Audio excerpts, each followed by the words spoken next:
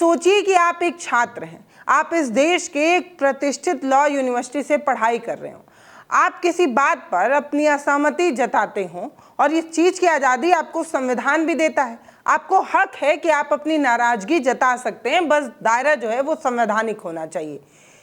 लेकिन इतना ही करने पर एक आदेश निकल जाए, आदेश ये कि छात्रों को वकालत करने का लाइसेंस नहीं दिया जाएगा, यानी आपका करियर शुरू होने से पहले ही खत्म कर दिया जाएगा।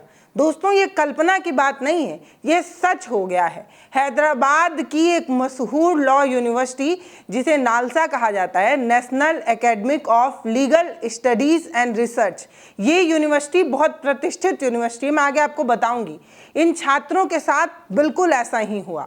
एक फरमान सुनाया गया और ये फरमान सुनाने वाला व्यक्ति कोई ऐसा वैसा व्यक्ति नहीं था, बल्कि बार काउंसिल ऑफ इंडिया के अध्यक्ष थे। संजोग से भारतीय जनता पार्टी के राज्यसभा सांसद भी हैं, मनन कुमार मिश्रा। इनका नाम आप नोट करिए, क्योंकि इन्होंने जो किया उसके बाद खुद ही अपनी कही हुई बात को कुछ घंटे में काटते हुए, पोछा लगाते हुए, या ये कह दें कि थूक के चाटते हुए भी नजर आए। मनन कुमार मिश्रा कौन है, इनकी कुंडली क्या है और इन्होंने क्या किया है, ये सब कुछ आपको बताएंगे। लेकिन सबसे पहले इस यूनिवर्सिटी के बारे में जानिए। ये जो नालसा यूनिवर्सिटी है, ये कोई आम यूनिवर्सिटी नहीं है। क्लैट जैसे कठिन परीक्षा में अच्छे टॉप नंबर लाने वाले बच्चे, जिनका 200-250 रैंक आता है, वो इस यूनिवर्सिटी में दाखिला ले पाते हैं। यहाँ से निकलने वाला हर एक बच्चा जो है वो लाखों का पैकेज लेकर जाता है। आप ऐसे कह सकते हैं कि देश के क्रीम वाले बच्चे इस यूनिवर्सिटी में पढ़ते हैं और पढ़ने के बाद एक मोटी तनख्वाह भी लेते हैं। अब हुआ यूँ कि इस यूनिवर्सिटी के 2026 बैच का दीक्षांत समारोह था। हर यूनिवर्सिटी अपना ये समारोह कराती है, यानी कि 2026 बैच के जितने बच्चे होते हैं उनको उनकी डिग्री देने का काम इस समारोह में होता है, दीक्षांत समारोह में। अब परंपरा के मुताबिक ये था कि भारत के जो मुख्य न्यायाधीश होंगे, यानी कि सीजीआई, वही चीफ गेस्ट के रूप में इस कार्यक्रम के लिए बुलाए जाते रहे। दस्तूर था, इसीलिए इस बार सीजीआई सूर्यकांत को आना था। लेकिन इस यूनिवर्सिटी के बच्चों ने इनसे डिग्री लेने को मना कर दिया, कहा कि हम ऐसे व्यक्ति के हाथ से डिग्री नहीं लेंगे, और इसकी आपत्ति इन्होंने बाकायदा दर्ज कराई। बस इतना ही हुआ था, लेकिन ये बात बुरी लग गई। पता है किसको? सीजीआई को नहीं। सीजीआई को बुरी लगनी चाहिए थी, क्योंकि छात्र इनके हाथ से नहीं लेना चाहते थे अपना सर्टिफिकेट। लेकिन बुरा लग गया भारतीय जनता पार्टी के राज्यसभा सांसद और बार काउंसिल ऑफ इंडिया के पिछले 14 सालों से चेयरमैन की कुर्सी पर फेविकोल लगाकर बैठे हुए मनन कुमार मिश्रा को। अब इनको ये बात इतनी बुरी लग गई कि इन्होंने जो कुछ किया वो हैरान करने वाला था। एक ऐसा आदमी जो सत्ता के नशे में इस कदर चूर हो चुका है कि वो खुद को इस देश के युवाओं का भाग्य विधाता समझ बैठा है। उसको ऐसा लगता है कि जो वो सोचेगा वही हुक्म होगा, वही दस्तूर होगा, और नहीं मानने वालों के खिलाफ सजा होगी। देश के सबसे मेधावी छात्रों का करियर तबाह कर दिया जाएगा इनके एक आदेश पर, ये इन्होंने सोचा था। लेकिन फिर वही हुआ जो रावण का हुआ था। रावण के अहंकार का अंत हो ही गया था, तो हुक्मरानों का कहाँ ही टिक पाता है अहंकार। महज चंद घंटों के अंदर इनका जो घमंड है वो आधी रात 12:37 पर चूर होता नजर आया। अपने ही आदेश को इन्हें वापस लेना पड़ा।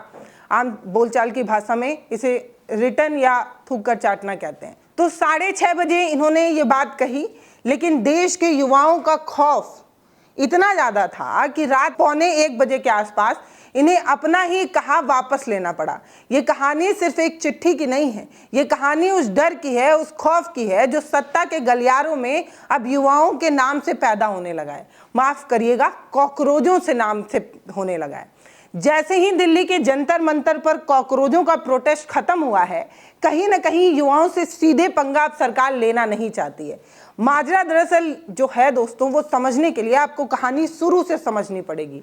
तो दरअसल नालसाल यूनिवर्सिटी के ये जो स्टूडेंट हैं, ये नाराज क्यों हैं, सबसे पहले आपको यही जानना पड़ेगा। तो ये छात्र इसलिए नाराज हैं, इनका गुस्सा जो है वो बेवजह नहीं है।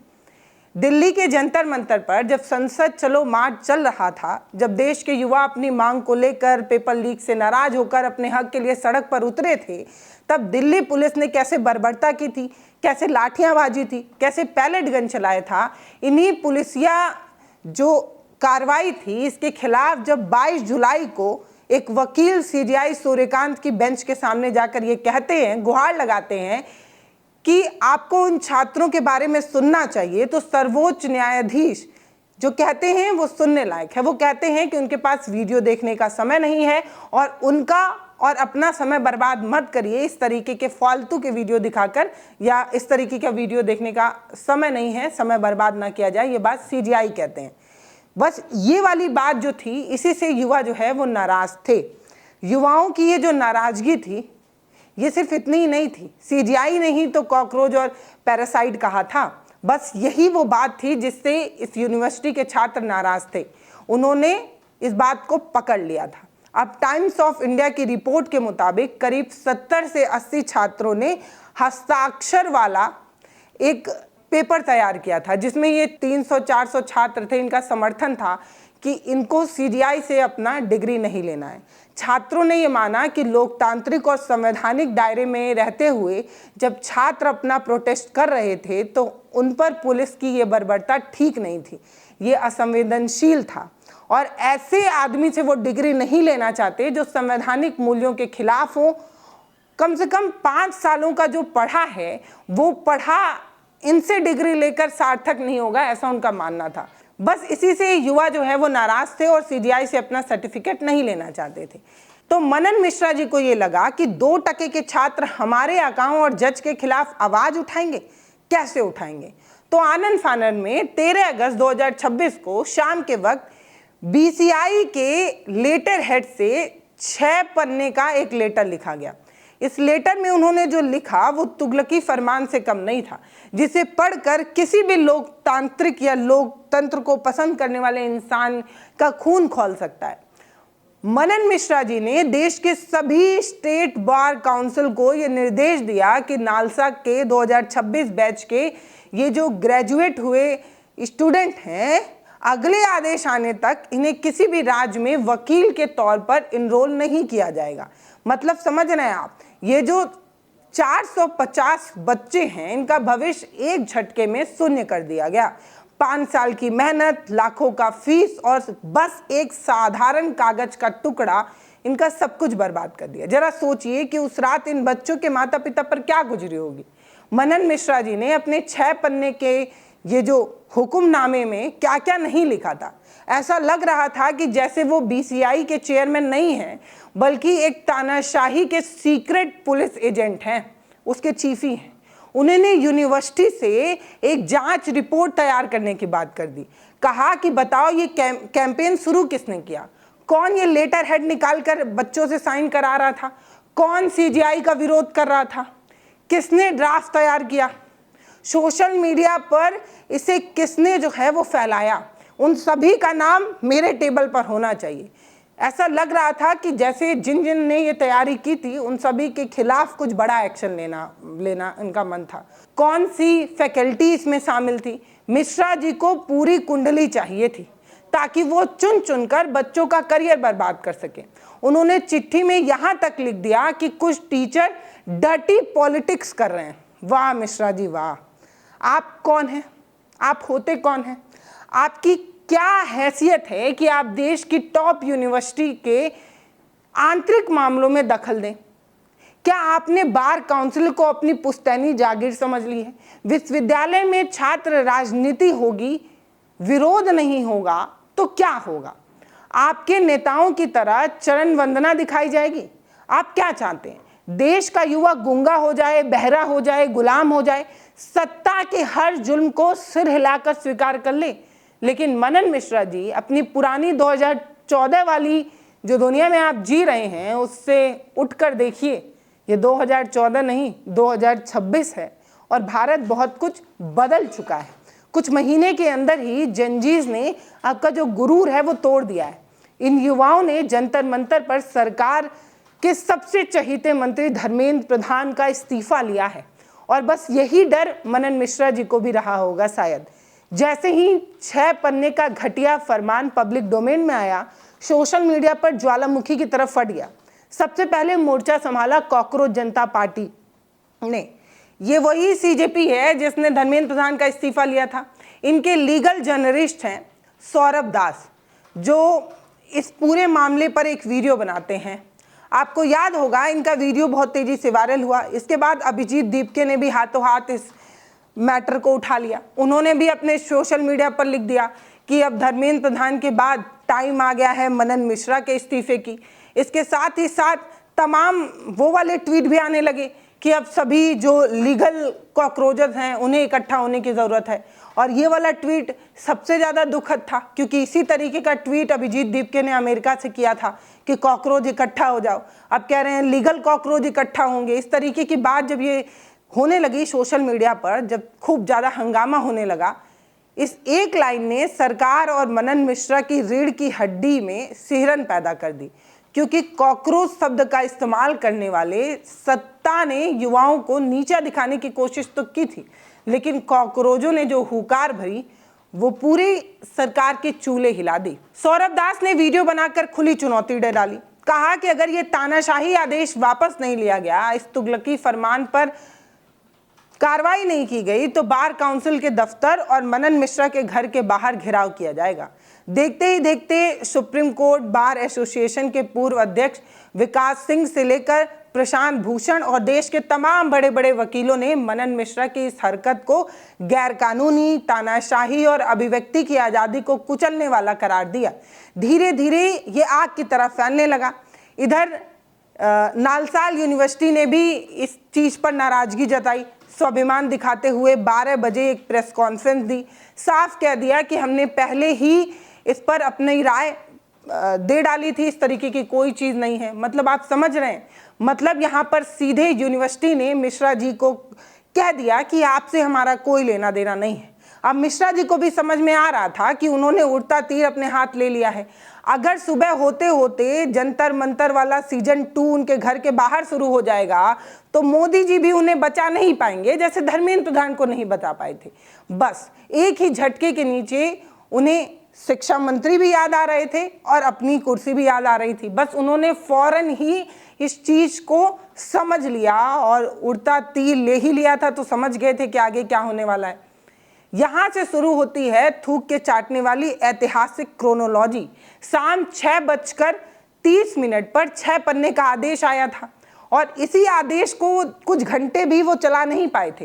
रात 8:43 पर जब दबाव बढ़ने लगा तो 2 पन्ने की एक नई चिट्ठी आई, जिसमें थोड़ी मोड़ी हेरफेर थी। अच्छा ठीक है, हम देखेंगे, इस तरीके की बात सामने आई। जांच की जाएगी, हम कार्रवाई करेंगे, लेकिन तब तक के लिए आप अपने राज्य में इनरोलमेंट करा सकते हैं, इस तरीके की बात। मतलब देश भर में किसी भी राज्य में इनरोलमेंट नहीं करा सकते, लेकिन अपने राज्य में करा सकते हैं, इस तरीके की बात 8:30 बजे ही कह दी इन्होंने। लेकिन जैसे जैसे रात बढ़ती गई, करीब 1:45 बजे के आसपास, जब खौफ चरम पर था, शायद मनन मिश्रा को नींद नहीं आ रही थी, उन्होंने एक्स हैंडल पर एक ट्वीट किया। नींद उड़ी हुई थी, सांसें फूल रही थी, हाथ कांप रहे थे, तो उन्होंने लिखते हुए ये कहा कि वरिष्ठ अधिवक्ताओं और छात्रों के प्रतिवेदना पर विचार करते हुए उन्होंने ये समझा कि नालसाल के जो बच्चे हैं उनकी कोई भूमिका इसमें नहीं है। बार काउंसिल पूरी कार्रवाई को समाप्त करती है। मैं सभी छात्रों को शुभकामना देता हूँ। वाह मिश्रा जी वाह, 6 घंटे के अंदर शेर से सीधे भीगी बिल्ली। रात के 12:30 बजे आपको अचानक से ज्ञान प्राप्ति हो गई और छात्रों की कोई गलती नहीं है, ये पता चल गया। अब गलती थी या नहीं, लेकिन 6 पन्ने की चार्जशीट किस नशे में टाइप करवाई गई थी ये सबको पता है। लोग सोशल मीडिया पर इस चीज़ का मजा लेने लगे। कोई लिख रहा है वाह मिश्रा जी वाह, कोई अलग अलग तरीके का व्यंग कर रहा है, स्वाद आ गया, स्वाद मिल गया, इस तरीके की चीज़ें भी लिखी गई। लोग लिख रहे हैं डरना जरूरी है, इस तरीके की चीज़ें बहुत कुछ हुई। युवाओं का खौफ दिख रहा है। इतना ही नहीं, सुबह उठकर मिश्रा जी कैमरे के सामने आकर सफाई देते हैं, कहते हैं चैप्टर क्लोज। उनकी जो पूरी शक्ल थी वो उतरी हुई थी, आवाज़ में कंपन था, रात भर सोए नहीं हैं ऐसा महसूस हो रहा था। इस मामले पर सुप्रीम कोर्ट भी मनन मिश्रा की तगड़ी फटकार लगाता है। वो कहता है कि छात्र और हमारा मामला था, आपको बोलने की क्या जरूरत थी। सुप्रीम कोर्ट के सीनियर एडवोकेट ने साफ कहा कि ये मामला खुद सीजीआई का था। सीजीआई ने कहा कि ये पूरी तरीके से बेवजह की कार्रवाई की गई है। छात्रों और मेरे बीच बातचीत है, बीसीआई कौन होता है इस मामले में बोलने वाला, इस मामले में टांग लड़ाने वाला। छात्रों को विद्रोह करने का पूरा अधिकार है। सोचिए, जिसके लिए बात कही गई थी उसे बुरा ही नहीं लगा, लेकिन मनन मिश्रा जी शायद वफादारी का जो पट्टा पहने थे उस पर उन्हें बोलने की ज़्यादा ज़रूरत थी। बस यही सारी बात है। इतना सब कुछ हुआ और ये पूरा मामला सोशल मीडिया पर बहुत तहलका मचाया, बहुत शोर हुआ। लेकिन अब सवाल ये उठता है कि मनन कुमार मिश्रा जी जैसे लोग इस संवैधानिक पद पर बैठे ही क्यों हैं? क्या बार काउंसिल ऑफ इंडिया के पास ऐसे कोई योग्य या निष्पक्ष वकीलों की कमी है कि उन्हें किसी राजनीतिक पार्टी के गुलाम व्यक्ति की ही ज़रूरत है? 14 साल से एक बीजेपी का आदमी वकील की उस शीर्ष संस्था पर काबिज है, कैसे और क्यों? सौरभ दास ने अब मिश्रा जी की कुंडली खंगाल ली है। उन्हें पता चला है कि महोदय जब से बार काउंसिल के उस वाली चेयर पर बैठे हैं, सिर्फ 1 साल में उन्होंने मीटिंग ऑन कॉन्फ्रेंस के नाम पर 14 करोड़ रुपए फूंक डाले हैं। जी हाँ, ध्यान से सुनिए, 14 करोड़ रुपए की सिर्फ चाय, कॉफ़ी और मीटिंग की गई है। ये कैसी मीटिंग हो रही है भैया, जहाँ समोसे सोने में भरकर खाए जा रहे हैं क्या? 14 करोड़ रुपए, इसकी भी जांच होनी चाहिए, ये बात सौरभ दास ने कही। अब भैया बवाल बहुत ज़्यादा है और इस बवाल का अंत क्या होगा ये तो आगे आने वाला समय ही बताएगा। लेकिन मनन कुमार मिश्रा जी वो हैं जो कल ही सुबह सुबह जो है वो सीढ़ियों पर बैठकर झारखंड के छात्रों के हित की बात कर रहे थे, राहुल गांधी के खिलाफ प्रदर्शन कर रहे थे। एक तरफ आप नेता बनकर झारखंड के छात्रों के लिए आंसू बहाते हैं और शाम में ही बीसीआई के चेयरमैन का चोला ओढ़कर यूनिवर्सिटी के 450 बच्चों का गला घोटने का आदेश दे देते हैं। ये बच्चे कौन हैं? अगर झारखंड के बच्चों से आपकी हमदर्दी है तो हैदराबाद के लॉ स्टूडेंट से आपकी हमदर्दी क्यों नहीं है? इनका गला घोटने वाला आदेश आप कैसे दे सकते हैं? ये जो दोगलापन है ये सही नहीं है। इतना ही नहीं, 2014 में जब लोकसभा चुनाव चल रहा था तब मोदी जी बनारस से चुनाव लड़ रहे थे, तब भी मनन मिश्रा जी वहां प्रचार करने पहुंचे थे और उन्होंने कहा था कि 17 लाख वकीलों का प्रतिनिधि के तौर पर वो वहां आए हैं। नरेंद्र मोदी जी में उन्हें महात्मा गांधी नजर आते थे और उन्होंने कहा था कि महात्मा गांधी का दोबारा जन्म हुआ है। यानी कि भक्ति में मिश्रा जी ने कोई कमी नहीं की है। अवतार लेकर आए हैं मोदी जी, इस तरीके की बात भी कह दें तो कोई ज़्यादा अतिशयोक्ति नहीं होगी। सीएए के विरोध प्रदर्शन के वक्त प्रदर्शनकारियों को इन्होंने अनपढ़ और अज्ञानी भीड़ कहा था। मतलब जो सत्ता की चाटुकारिता कर सकती थी वो सब कुछ इन्होंने किया। जो संविधान की रक्षा के लिए सवाल पूछे वो अनपढ़ हो जाएगा। जो अपने हक के लिए, अपने जमीर के लिए कुछ बोले उसकी डिग्री उससे छिन जाएगी। ये सब कुछ हो रहा है। मतलब आप समझिए, सुप्रीम कोर्ट ने खुद शुक्रवार को लॉ यूनिवर्सिटी से जुड़े विवाद पर बात करते हुए फटकार लगाई थी। सीजीआई सूर्यकांत ने कहा भले ही छात्रों का ये जो फैसला है वो गलत हो, लेकिन उन्हें विरोध करने का अधिकार है। हो सकता है इनको कोई गलत सलाह दे दिया हो, फिर भी उन्हें अपनी बात रखने और विरोध करने का अधिकार है। ये सीजीआई कह रही है जिनके विरोध में छात्र हैं। फिर मनन मिश्रा को इतनी मिर्ची क्यों लग रही है ये वही जाने। चीफ जस्टिस सूर्यकांत ने बीसीआई के इस सर्कुलर पर अपनी नाराजगी जताते हुए साफ कहा कि लॉ एजुकेशन के जो वकील के तौर पर इनरोल से रोकने के लिए कहा गया ये पूरी तरीके से गलत है। ये मेरे और छात्रों के बीच का मामला है, इसे मुद्दा बनाने की जरूरत नहीं है। बार काउंसिल इसमें दखल देने वाला कौन होता है ये बात सुप्रीम कोर्ट कह रहा है, सीजीआई कह रहे हैं। फिलहाल इस मुद्दे में अभी के लिए इतना ही। मुझे लगता है कि मैंने हर एंगल को कवर कर लिया है और आपको समझा दिया है कि पूरा झगड़ा किस बात का है, नाराजगी किस बात की है, सीजीआई से नाराजगी है, मनन मिश्रा कहाँ से आई, ये सब कुछ। फिलहाल इस वीडियो में इतना ही है। आपकी जो राय हो वो आप हमें कमेंट सेक्शन में बताइएगा। वीडियो फेसबुक पर देख रहे हैं तो फॉलो कर लीजिए, यूट्यूब पर देख रहे हैं तो सब्सक्राइब कर लीजिए। नमस्कार। हमारे वीडियो का नोटिफिकेशन सबसे पहले पाने के लिए प्ले स्टोर से हमारे ऐप भारत एक नई सोच को अब इंस्टॉल करें।